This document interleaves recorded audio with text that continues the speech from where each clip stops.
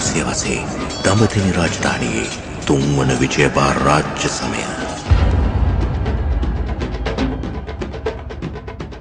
රාජ්‍ය නියෝගය අනුව තොප මේ පානය කළ යුතුයි. ඔටුන්න හිමි කුමාරයා ඝාතනය කිරීමට කුමන්ත්‍රණයක්. පානය කරව. නක්ෂත්‍රයට අනුව කුමාරයා ඉපදී ඇත්තේ ඉතාම අසුබ නැගතකින්. අසුබ නැගත කියන්නේ මොකද්ද? කුමාරයා ආරක්ෂා කරන වීර සෙන්පතියෙක්. කුමාරයා රහසිගතව මාලිගාවෙන් පිටමන් කරයි. රාජකුමාරයෙක් මං කොහේ ගෙනියන්නද? මාලිගාවට වඩා කුමාරයා ගම ප්‍රිය කරයි.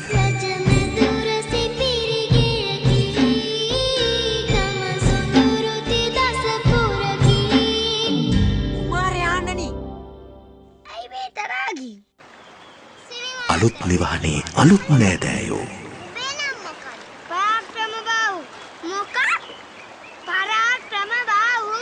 රාජකුමාරයෙකුගේ නම? මම රාජකුමාරයා නෙමෙයි. මම ගමේ කොල්ලෙක්. පාට පාටවල් වගේ පිපි.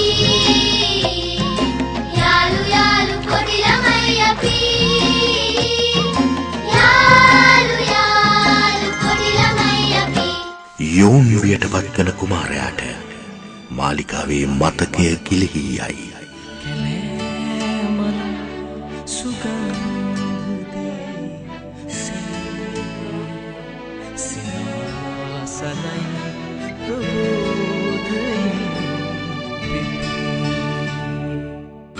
තරුණ කඩවසම් ගොවියෙක්. කැලේ හැදෙන කිරිමදු වැල් කාපල්ලා. ගොලේ ගලන හිතල දිය වීපල්ලා. වෙලේ කියන හවර කරන පල්ලා.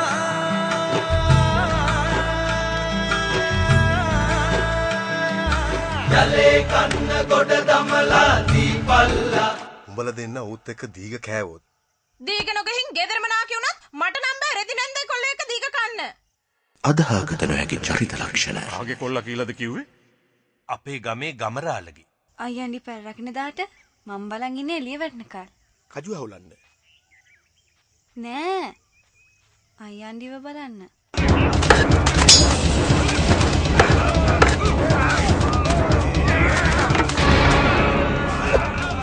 මං හොඳ නැද්ද ආයිබෝන්ඩ? ඔබ හොඳයි. හුඟක් හොඳයි. ඉතින් හොඳ නම් තෝරනොගත්තේ. හුඟක් හොඳ නිසා තමයි තෝරනොගත්තේ. ජන්මයෙන් ලද වාසනාව හිමිකරුවා සොයා පැමිණේ. ඇතිකුත් ඉන්නවා. අයියන්ඩි. දඹදෙණි රාජධානියේ මායා රටේ ශ්‍රී ලංකා ද්වීපයේ කිරුළ හිමි අපුච්චා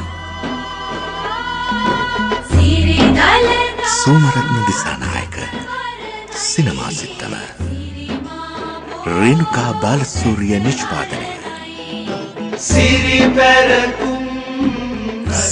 පැරකුම් තිරගත වනතුරු ඉවසන්න